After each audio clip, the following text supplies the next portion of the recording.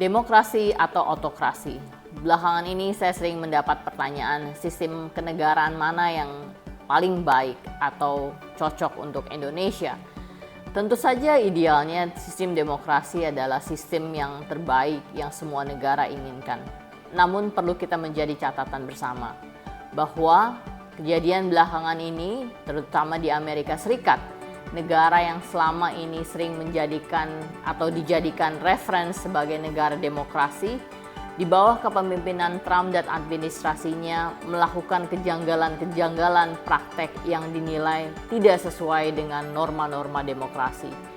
Mulai dari dugaan kasus korupsi karena menerima pesawat pribadi dari senilai 400 juta dolar Amerika Serikat dari pemerintah Qatar, mulai dari agresi ICE dengan mengusir para imigrasi secara kekerasan, kemudian juga belakangan ini keterkaitan Trump dengan kroni-kroninya dalam kasus Epstein.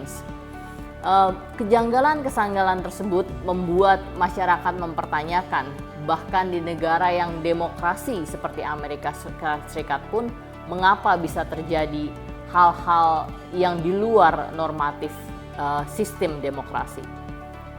Perlu kita ingat bersama, demokrasi hanya akan berjalan bila sebagian besar masyarakat itu well informed dan well educated. Tidak banyak. Saat ini mungkin hanya Korea Selatan, Swedia, Finlandia, negara-negara yang bisa menjalankan sistem demokrasi dengan baik.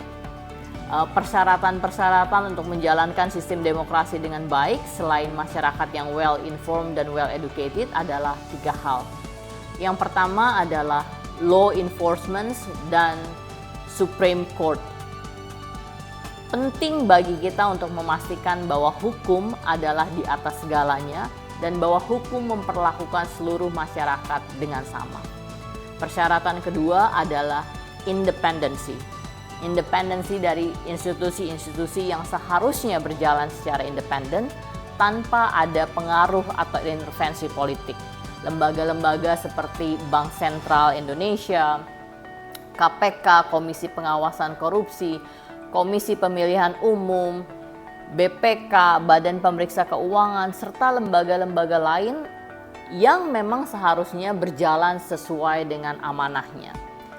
Persyaratan yang ketiga untuk keberhasilan sistem demokrasi adalah check and balance. Adalah penting bahwa pemerintahan yang berjalan dilakukan check and balance oleh parlemen, check and balance oleh media, dan check and balance oleh civil society.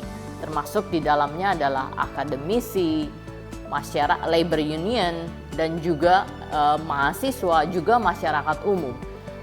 Dari ketiga prasyarat tersebut akan memastikan bahwa sistem demokrasi dapat berjalan dengan baik.